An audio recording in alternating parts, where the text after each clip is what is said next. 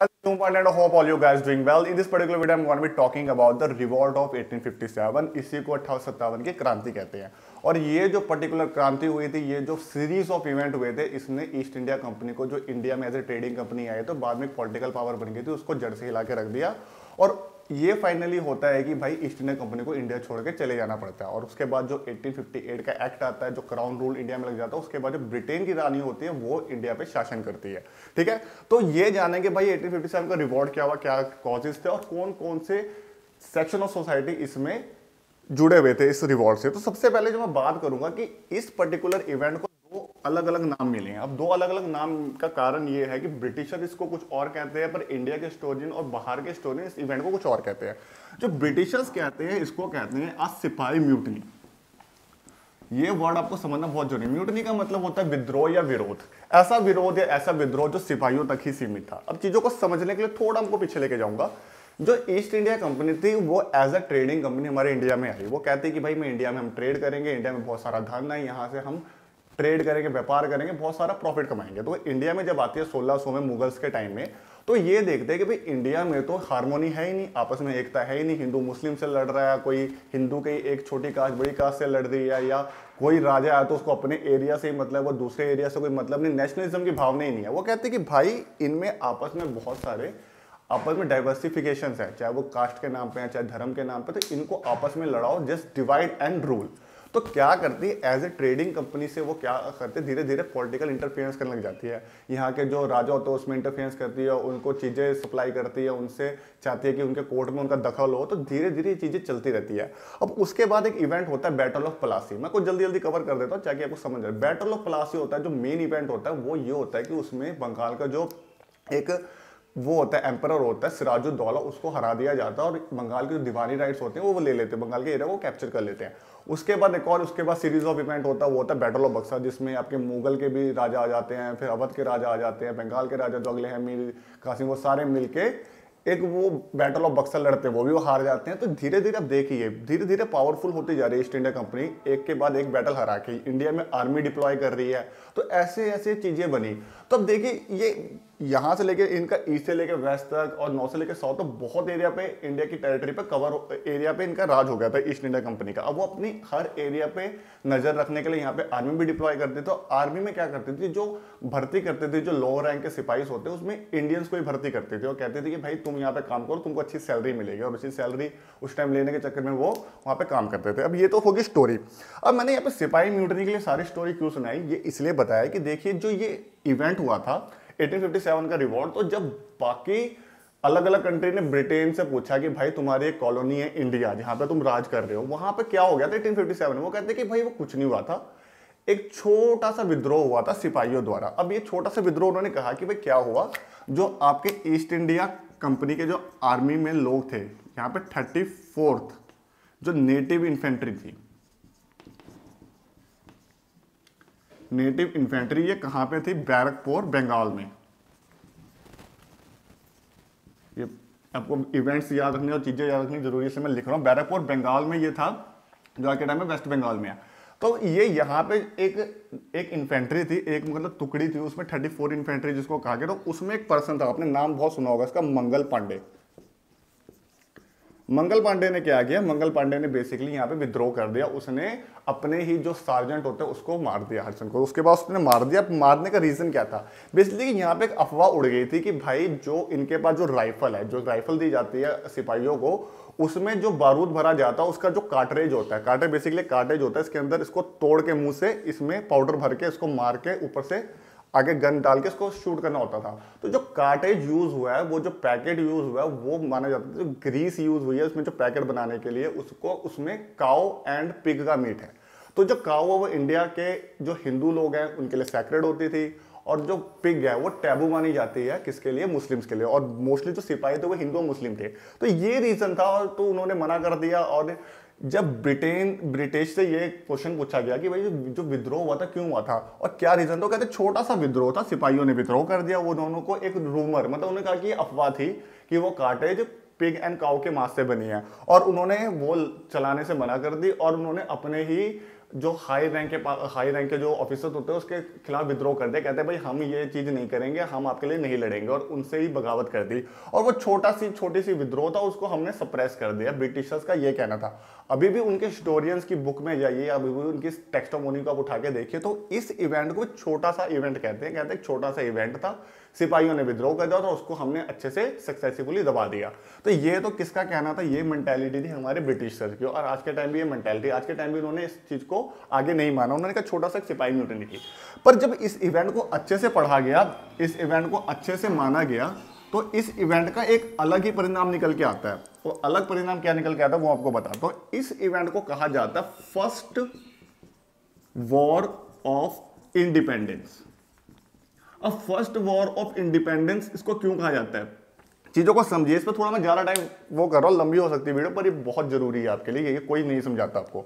First war of independence, इस particular event को 1857 के रिवॉर्ड को इसलिए कहा गया क्योंकि भाई जब हिस्टोरियन ने इसको अच्छे से पढ़ा, अलग अलग इवेंट्स को जब खंगाल के देखा, तो ये कहा कि भाई जो इवेंट हुआ था ना, सिर्फ सिपाहियों का इवेंट नहीं था कि सिपाहियों ने विद्रोह कर दिया, भाई उनको पसंद नहीं आया कि भाई उनको कार्ट्रिज जो दी जा रही है उसमें पिग या सुअर का मांस हुआ है। वो कह रहे हैं हर तबका यानी every section of society of India are depressed और suppressed somehow by the policies of the British. मतलब ब्रिटेन की अलग अलग टाइम पे जो इतने 100 साल से 200 साल से 1600 से आए थे, 1700 ने राज करना स्टार्ट कर दिया पॉलिटिकल इंटरफेरेंस करके, तो 100 साल के पीरियड ऑफ टाइम में ये डिप्रेस थे, सप्रेस हो रहे थे अलग अलग चीजों से। उनकी जो अलग अलग पॉलिसी आ रही थी, चाहे वो पॉलिटिकल पॉलिसीज हो, मिलिट्री पॉलिसी हो या एक्सपेंशन की पॉलिसीज हो, तो उससे हर सेक्शन ऑफ सोसाइटी, चाहे वो फार्मर हो, पीजेंट हो, छोटा सा काम करने वाला एक खेत में, या वो किंग हो, एलीट ग्रुप का हो, या डेली वेज अर्न करने वाला वर्कर हो, या सिपाही हो, सारे उनकी अलग अलग नीतियों से नाखुश थे, और ये सारा उनमें उबाल बढ़ता जा रहा था। ये सारा उबाल एक साथ इकट्ठा होता, ज्वालामुखी की तरह जब फूटता, तो उसी इवेंट को 1857 का रिवॉर्ड कहते हैं। इसीलिए इस पर्टिकुलर इवेंट को कहा this is the first war of independence, मतलब स्वतंत्रता के और या आजादी की और ये जो इवेंट हुआ था, इसको माना जाता है फर्स्ट वॉर ऑफ इंडिपेंडेंस 1857। तो अभी भी अगर आप पीसीएस का पेपर देते हैं या फिर यूपीएससी की देते हो, तो अब ये दोनों एक कॉन्टेक्स्ट को दिमाग में लेके चलते हैं कि भाई इसको एज अ सिपाही म्यूटिनी मानी जाए कि सिपाहियों ने विद्रोह कर दिया, इंग्लैंड के ऑफिसर की बात नहीं मानी, या तो इसको फर्स्ट वॉर इंडिपेंडेंस देखा जाए कि ये कोई एक चिंगारी थी और धीरे धीरे आग में बदलती हुई 90 साल के अंदर ऑलमोस्ट हमको आजादी मिल जाती है इस इवेंट के बाद। ठीक है, तो ये सारा सिनेरियो मैंने आपको समझा दिया। अब बात करेंगे एक एक करके व्हाट आर द कॉजेस, कि भाई ये रीजन क्या हुए 1857 का रिवॉल्ट। आपको तो मैंने ये कह दिया कि भाई ये फर्स्ट वॉर ऑफ इंडिपेंडेंस थे, पर मैं इसको क्यों इस बात को कह रहा हूं, इसको कहने के लिए मैं आपको अलग अलग तर्क दूंगा, अलग अलग आपको कैटेगरी में बताऊंगा कि भाई मैं ये चीज क्यों कह रहा हूं, लोगों ने जब उस टाइम हिस्टोरियन इस बात को कहा तो क्यों कहा। सबसे पहले बात करेंगे मिलिट्री कॉज, हम बात कर रहे हैं इसमें कॉजेज में लिख ही देता हूं यहां पे, कॉजेज ऑफ रिवॉल्ट, कि भाई रिवॉल्ट के क्या क्या कारण थे। अब इसमें बात करेंगे कॉजेज ऑफ रिवॉल्ट। तो पहला हमारा टॉपिक है वो है मिलिट्री, कि भाई मिलिट्री कॉज ऐसे क्या क्या थे जो ये रिवॉल्ट का कारण बने। सबसे पहले बात करेंगे हम ओवरसीज डिप्लॉयमेंट। ठीक है, अब ओवरसीज डिप्लॉयमेंट क्या होता है, चलिए मैं सारे लिख लेता हूं। ओवरसीज डिप्लॉयमेंट, उसके बाद है सैलरी इंडिफरेंस, फिर जो थर्ड पॉइंट बनता है वो होता है डबल अलाउंस,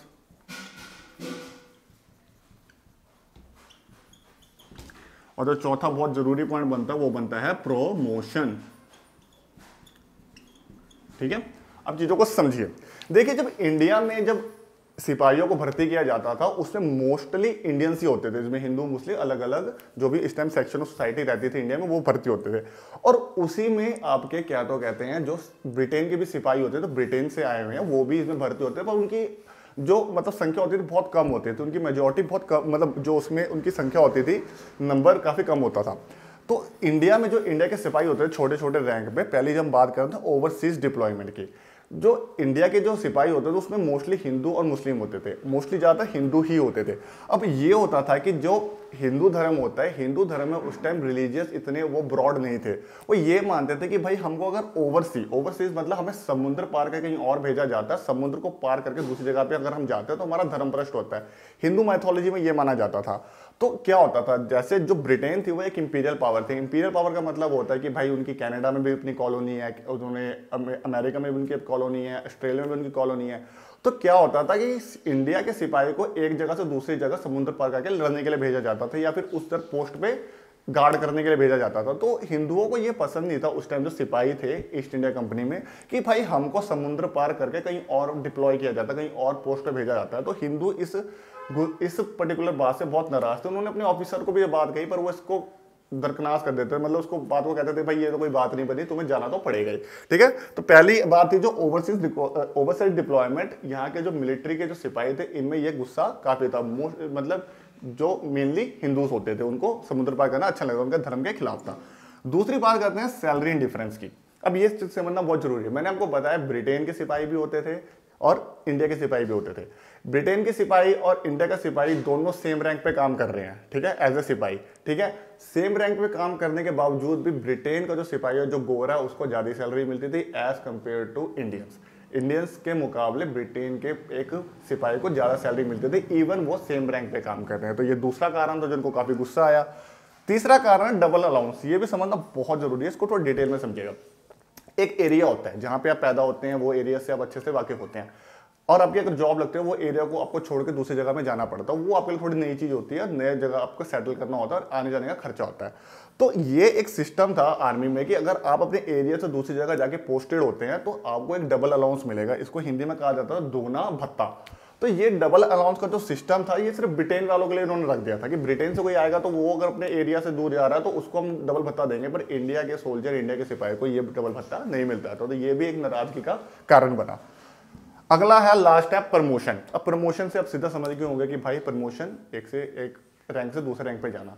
तो इंडिया के जो पर्सन थे, इंडिया के जो सिपाही थे, सोल्जर थे, वो रैंक से प्रमोट होकर सिर्फ एक सिपाही से ऊपर जाके सिर्फ सूबेदार की पोस्ट तक जा सकते हैं। इससे ऊपर वो चाहे जितने भी काबिल हो वो जा नहीं सकते थे।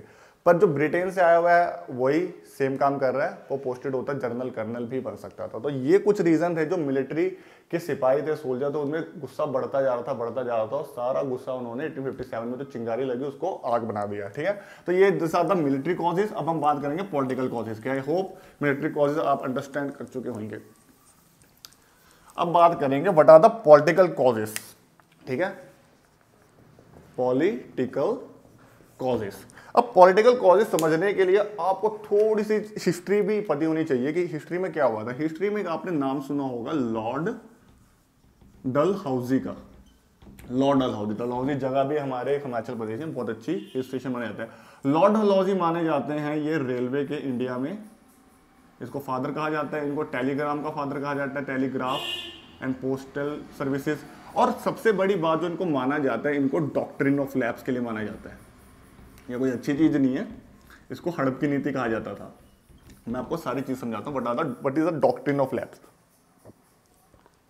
सॉरी, तो इसमें क्या हुआ था, Lord Dalhousie doctrine of labs लेके आते हैं। इसमें क्या था, इसको बेसिकली हिंदी में कहा जाता है हड़प की नीति, हड़प लेना। और हड़प लेना समझिए, देखिए एक इन्होंने एक सिस्टम चलाया था। इन्होंने ये देखा कि भाई इंडिया में जो किंग्स वगैरह होते हैं या जो राजवंश होता है, जो ये बेसिकली कोई कभी कभी हर किंग के पास अपनी खुद की संतान नहीं होती, या तो उस टाइम बहुत सारे मतलब इतने बीमारियों के इलाज भी नहीं थे, तो वो किसी ना किसी कारण अनफॉर्चुनेटली मर जाता था, या फिर उनका खुद का कोई बेटा नहीं होता था।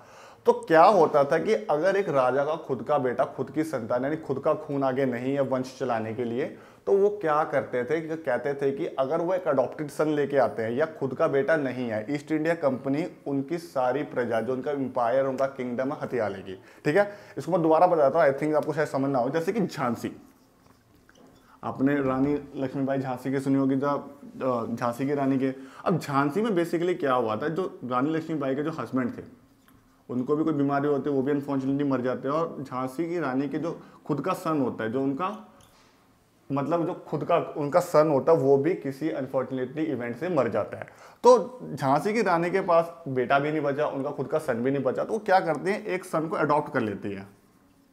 मतलब एक बच्चे को अडॉप्ट कर लेते, चाइल्ड को अडॉप्ट कर लेते हो, कहते हैं ये मेरा अडॉप्टेड सन है। तो यही बात पता लगती है लॉर्ड डलहौजी को। वो कहते हैं कि भाई हमने एक रूल बनाया था डॉक्ट्रिनल लैब, उसके हिसाब से तुम्हारा सारा एम्पायर हमारे अंडर आ जाएगा, क्योंकि तुम्हारा खुद का संतान आगे है नहीं, ठीक है। तो ये था डॉक्ट्रिनल लैब्स में बेसिकली ये होता था कि कोई भी अगर ऐसी एक किंगडम है, ऐसी एक एम्पायर जिसमें राजा मर गया या राजा की खुद की संतान आगे नहीं है वंश चलाने के लिए, तो उसका सारा जो एम्पायर है वो कौन हड़प लेगी? ईस्ट इंडिया कंपनी हड़प लेगी। किसके अंडर? डॉक्ट्रिनल लैब्स के एक्ट के अंदर, जो इन्होंने ये एक रूल बनाया था, ठीक है। तो इसमें जल्दी पूछा जाता है कि भाई पहला कौन सा एरिया था जो इन्होंने डॉक्ट्रिनल लैब्स के अंदर हारा था? वो था सतारा, ठीक है। ये महाराष्ट्र की जगह सतारा। उसके बाद सतारा के बाद संबलपुर, संबलपुर आपके उड़ीसा में आज के टाइम में, संबलपुर का उदयपुर ये राजस्थान में है, बहुत सारे उदयपुर। उसके बाद आपका हो गया नागपुर, ठीक है, नागपुर वगैरह। उसके बाद आपका ये झांसी हड़प लिया था। तो ऐसे करके बहुत एरिया हड़प लिए थे।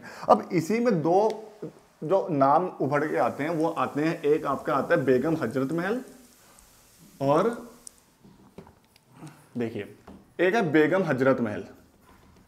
बेगम हजरत महल थी आपके अवध की बेगम, ठीक है, अवध, आज के टाइम में अवध, अवध की बेगम थी। ये कहा कि भाई तुम अच्छे से शासन नहीं चला पा रही हो, अवध को अच्छे से रूल नहीं कर पा, तुम्हारी जो यहाँ की प्रजा वो खुश है, तो इन्होंने ये रीजन देके इसको भी हड़प लिया।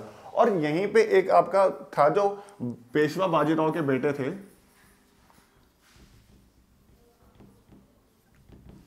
पेशवा बाजीराव के मरने के बाद इनके जो बेटे थे, जो इनके अडॉप्टेड सन थे, जिनका नाम था पेशवा बाजीराव के जो अडॉप्टेड सन थे उनका नाम था नाना साहिब।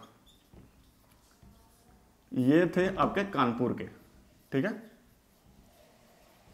ये कानपुर के थे। तो इनका भी के मरने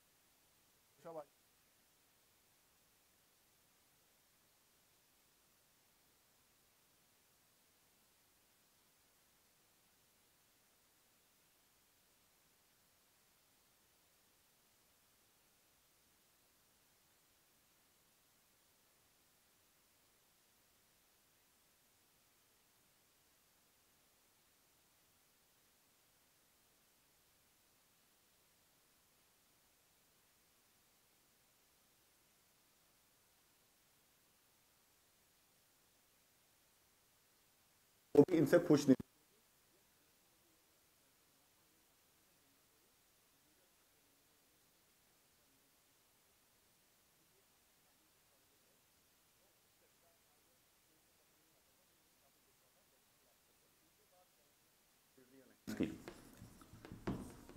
सब्सिडरी अलायंस, ठीक है। अब ये भी आपको बता देता हूं, ये भी जरूरी है, ये कौन लेके आया था? ये लॉर्ड वेलेस्ली लेके आया था। आई थिंक आपको मेरे ख्याल से जो डॉक्टर लैब करना नहीं चाह रहा, लंबी हो जाएगी वीडियो। सब्सिडरी अलायंस में क्या होता था बेसिकली, अब ये चीज समझना बहुत जरूरी है। तो लॉर्ड वेलेस्ली था, लॉर्ड वेलेस्ली ने ये देखा कि भाई यहाँ के जो किंग्स वगैरह अगर उनको आर्मी सप्लाई करे तो क्या रहेगा, और आर्मी का सारा खर्चा वो किंग उठाएगा। अब देखिए इन्होंने स्कीम क्या लगी, इन्होंने बेसिकली ये जो स्कीम थी ये इन्होंने फाउंड की, और इन्होंने कहा, और किंग को कहते थे भाई ऐसा देख, हम तेरे को एक आर्मी देंगे, ठीक है, एक अच्छी आर्मी, वेल ट्रेंड आर्मी, उसमें उनको राइफल वगैरह सब कुछ चलाने आएंगे, सारे मॉडर्न हथियार चलाने आएंगे, और वो हम तेरे पास रखेंगे। किंग कहता था भाई वो तो बहुत अच्छी बात है, मुझे फिर कोई अगर पे हमला होएगा तो तुम बचाओगे? कहता हाँ भाई सारे हमले से तेरे को बचाएंगे, कोई भी तेरे पे हमला करेगा सबको हमारी आर्मी देखेगी। जब इतनी अच्छी आर्मी तेरे पास रहेगी तो किसी से भी डर के नहीं जिएगा, आराम से तू ऐश कर। पर तुझे क्या करना है इसके बदले? इसके बदले इस आर्मी को मेंटेन करने के लिए सैलरी देनी है इनको, जो इनका डेली का खर्चा होता है, प्लस हमें कुछ एरिया दे देना जहां पे हम टैक्स कलेक्ट कर सके। तो उस टाइम किंग को तो ये लगता था कि ये भाई स्कीम बहुत अच्छी है, मुझे आर्मी खुद की मेंटेन करने की जरूरत नहीं, जो सारा आर्मी का देखना दुखना होगा वो सारा ये ईस्ट इंडिया कंपनी करेगी, और मेरे को किसी राजा का डर भी नहीं है कि मेरे को हमला कर देगा, सारा कुछ प्रोटेक्शन का काम ये आर्मी करेगी। तो ये उस टाइम के लिए स्कीम तो बहुत अच्छी थी किंग के लिए। पर लेकिन जब इस स्कीम को उसने लॉन्ग टर्म में यूज किया, लॉन्ग टर्म में इसको देखा, तो उसने ये देखा कि भाई जो आर्मी है उसको मेंटेन करने में मेरे को उनको सैलरी देने में बहुत दिक्कत आ रही है। सबसे पहले सैलरी बहुत ज्यादा हो रही है, प्लस जो मेरी टैक्स जहां से मैं कलेक्ट करता था वो एरिया भी कुछ इनके पास चला गया ईस्ट इंडिया कंपनी को, मुझे तो पैसे ही नहीं आ रहा कहीं से, तो मेरा तो सारा जो राज जो होता है, राज क्या बोलते हैं उसको, राज तिजोरी वगैरह जो होते हैं वो सारी धीरे धीरे खत्म हो जाएगी। तो ये देखते हुए किंग को ये चीज काफी गुस्से आई थी, और जब ये किंग वापस जाते थे कि भाई हमको अब आर्मी नहीं मेंटेन करनी है, सब्सिडी अलायंस की स्कीम खत्म कर दो, तो ईस्ट इंडिया कंपनी ये बात नहीं सुनती थी, कहते नहीं भाई अब तो आर्मी मेंटेन हो चुकी है, आपको उनको पैसा देना पड़ेगा, अगर आप नहीं देते तो हम आपके खिलाफ विद्रोह, आपके खिलाफ मतलब लड़ाई छेड़ देंगे। और ईस्ट इंडिया कंपनी की रेपुटेशन तो बहुत हाई बनी हुई थी, क्योंकि वो बैटल ऑफ प्लासी भी जीते थे, बैटल ऑफ बक्सर जीते थे, तो कोई भी किंग ईस्ट इंडिया कंपनी से पंगे लेना नहीं चाहता था, क्योंकि उस टाइम वो बहुत वीक थे और उनमें यूनिटी नहीं थी। तो ये जो पॉलिटिकल सेटबैक्स थे उस टाइम किंग्स को लगे, और इसलिए वो गुस्से में थे, बस वो एक इस चीज की तलाश कर रहे थे कि कोई ऐसी चीज इवेंट हो जाए जहां पे हमको ये गुस्सा निकालने का मौका दे दो। वो मौका 1857 में कूद पड़ा, ठीक है। इसलिए मैं आपको अलग अलग सेक्शन सोसाइटी दिखा रहा हूँ। पहले हमने सिपाही के बारे में देखा कि सिपाही क्यों से नाराज थे। अब मैंने आपको किंग्स वगैरह के बताया कि वो जो राजघराने थे वो भी इनसे नाराज थे, क्योंकि डॉक्ट्रिन ऑफ लैंड सर्व की नीति ले आए, फिर ये सब्सिडरी लैंड की नीति ले आए, तो ये चीजें बहुत खराब हुई थी। अब बात करते हैं हम इकोनॉमिकल कॉस्ट।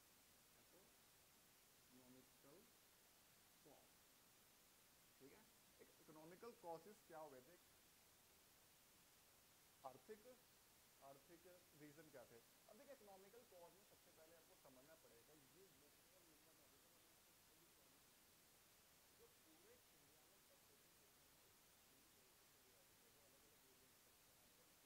वो अलग अलग वेरिएंट में आपको मैं दिखा दूंगा। जमींदारी, फिर दूसरा था रियायतवारी, और थर्ड था वो था महलवारी।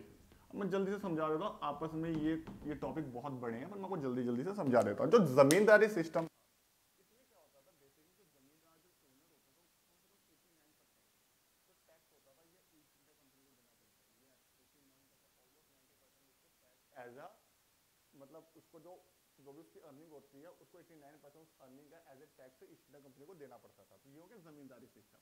रियायतवारी में ये होता था जो इंडिविजुअल पीजेंट इस पे काम कर रहा है उसको एक फिक्स अमाउंट, ठीक है, किसको देनी पड़ती थी एज ए टैक्स, किसको, ईस्ट इंडिया कंपनी को, ठीक है।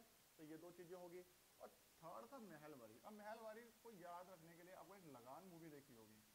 लगान मूवी में आपने देखा था कि पूरा एक विलेज के ऊपर लगान ठोक दिया था, और वो उस लगान को इकट्ठा करने के लिए जूझ रहे थे, क्योंकि उस टाइम बारिश नहीं होती और बारिश का इंतजार कर रहे थे।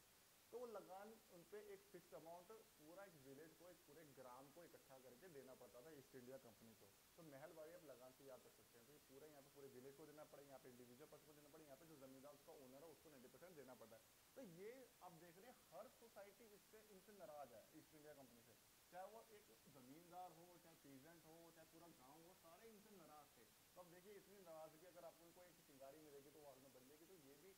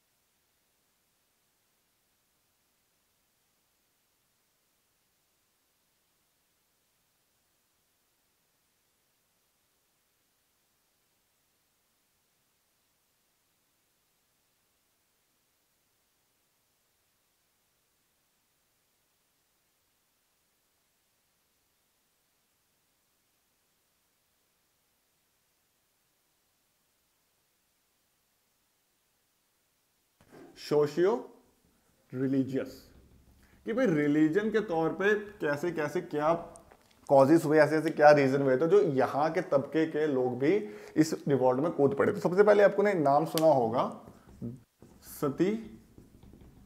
सती सिस्टम का, ठीक है, सती सिस्टम।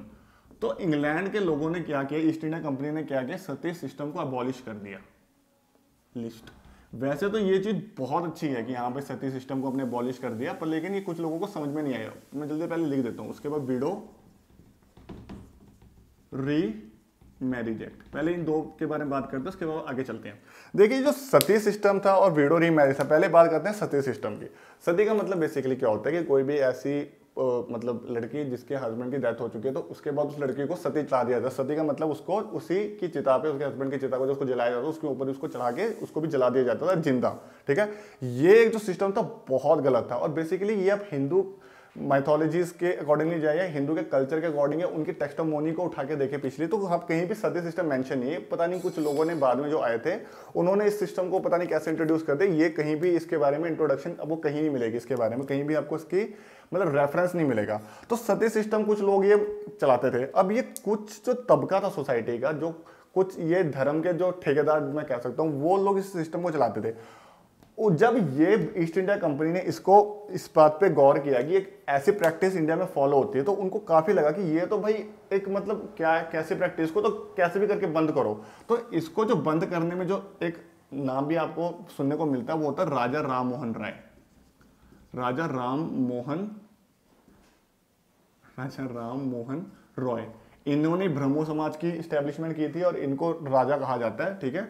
इसको अकबर तूने राजा कहा था, तो इन सब कहानी पे नहीं जाते हो। और प्लस जो ब्रिटिश पर्सन थे जिन्होंने इसको हटाने में एक बहुत बड़ी हेल्प की, वो थे विलियम बेनेडिक्ट। ये दो चीजें आपको याद रखनी पड़ेगी, विलियम बेनेडिक्ट और राजा राम मोहन राय। इन दोनों की हेल्प से, इन दोनों के ही मतलब एक तरह से एक्टिव पार्टिसिपेशन से ये सती सिस्टम को खत्म किया। जो सती सिस्टम खत्म हुआ था ये तो अच्छी चीज थी, चलो मानते हैं, पर लेकिन कुछ जो सोसाइटी के लोग थे जो ऐसे थे जो इस चीज को मतलब मान, जो मैंने को बताया है कि धर्म के ठेकेदार, तो उनको ये सिस्टम समझ नहीं आया। उन सिस्टम को लगा कि भाई ये तो हमारे रिलीजन पे भी इंटरफेयर कर रहे हैं। पहले इन्होंने हमारे अलग अलग चीजों में, कल्चरल में, इस सब में किया, पर रिलीजन में भी भाई इंटरफेयर कर रहे हैं। पॉलिटिक्स में इंटरफेयर करो, इधर उधर इंटरफेयर करो, सब कुछ हम सह लेंगे, पर अब रिलीजन में घुस रहे हो, हमारा ये सती सिस्टम अबॉलिश कर रहे हो, उसको खत्म कर रहे हो, तो ये इनको काफी खराब लगा, ठीक है। दूसरा हुआ विडो रीमैरिज। अब विडो रीमैरिज में समझिए, आपने समझा होगा विडो मतलब वही होता है कि भाई कोई लड़की जिसका हस्बैंड अनफॉर्चुनेटली मर गया, तो उसकी जो शादी होती थी वो इन्होंने दोबारा स्टार्ट करा दी कि हाँ भाई जो एक विडो है, कोई अगर किसी के अनफॉर्चुनेटली हस्बैंड की डेथ हो गया तो उसकी शादी अब दोबारा करा सकते हैं। पर उस टाइम जो धर्म के लोग थे वो कहते थे नहीं भाई, कोई भी अगर हिंदू समाज में विडो हो जाता है, वो विधवा हो जाती है, उसकी आगे रीमैरिज यानी उसकी दोबारा शादी नहीं कराई जानी चाहिए। वो अपनी पूरी जो बाकी की उम्र है वो एज ए विधवा उसको गुजारनी चाहिए। पर ये प्रैक्टिस काफी लोगों को अच्छी नहीं होती। यहाँ पे भी नाम आ जाता है कि ईश्वर चंद विद्यासागर थे। ये कहते हैं नहीं भाई ये चीज होनी चाहिए। इसी में फिर लॉर्ड डलहौजी एक चीज को ड्राफ्ट करते हैं और कहते हैं कि हाँ पे विडो रीमैरिज एक्ट को पास किया जाए। आगे जाके फिर अगले एक लॉर्ड आते हैं, वो इसको पास कर देते हैं। तो दो चीजें आपने देखी, सती सिस्टम और विडो रीमैरिज, ये दोनों चीजें तो वैसे चीजें खराब ही थी। ये अच्छा किया कि ये चीजों को खत्म कर दिया, मतलब विडो रीमैरिज को स्टार्ट कर दिया, सती सिस्टम को खत्म कर दिया। पर ये कुछ सोसाइटी जो एक पेट्रियार्की सोसाइटी, तो पुरुष प्रधान समाज, तो उसको ये चीज समझ में नहीं आती और इस चीज को वो अपोज करते हैं और कहते हैं कि भाई आप हमारे धर्म में नहीं घुस सकते। इसलिए वो तबका भी गुस्से की निगाह से ब्रिटिश ईस्ट इंडिया कंपनी को देख रहा था, ठीक है। तो ये तो होगी दो, जब रिलीजियस चीजें दो आपको और बताता हूं। जैसे कि आपने देखा होगा कि इंडिया में ईस्ट इंडिया कंपनी आने के बाद जो इंग्लिश का था, जो इंग्लिश जो मिशनरीज थे, या मैं आपको कहूं इसमें प्रॉपर वर्ड कहूं तो क्रिश्चियन मिशनरीज थे। मिशनरीज वो होते हैं जो धर्म का प्रचार करते हैं। तो इंडिया में क्रिश्चियन मिशनरीज आ गए। ये क्या करते थे, ये लोगों का कन्वर्जन करते थे। कन्वर्जन मतलब धर्म को बदलते थे आगे, ठीक है। और इंडिया में क्या तो कहते हैं इंग्लिश के एजुकेशन को प्रमोट करते थे। तो ये सारी चीजें होने लगे हमारे इंडिया में। क्रिश्चियन मिशनरीज आगे कन्वर्जन करने लगे, इंग्लिश एजुकेशन को प्रमोट करने लगे, हिंदी वगैरह जो पहले पार्ट